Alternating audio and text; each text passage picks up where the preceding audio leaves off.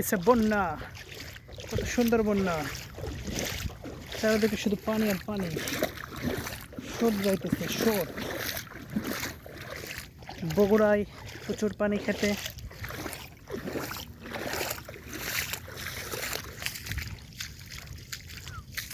আজকে মাশাআল্লাহ ভরপুর বগুড়ায় পানি হয়েছে, সারা রাত পানি, দিনে পানি।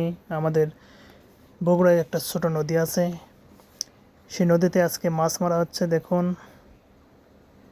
কৃষকরা অনেক খুশি, জেলে মানুষরা অনেক খুশি, তারা নদীতে ভালো মাছ পাইতেছে।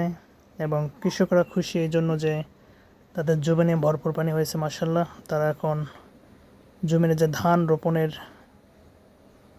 জন্য চাষ দিতে হয়, সে চাষ প্রক্রিয়াটি খুব সুন্দরভাবে তারা কার্যকর করতে পারবে। এবং পাশাপাশি তাদের পানি সেচার একটা টাকা লাগে, সেটাও বেঁচে গেল। এর মধ্যে দেখুন, আমার এক খালু নদী থেকে মাছ মেরে আনতেছে। অনেক সুন্দর মাছ পেয়েছে মাশাআল্লাহ, অনেকগুলো মাছ পেয়েছে।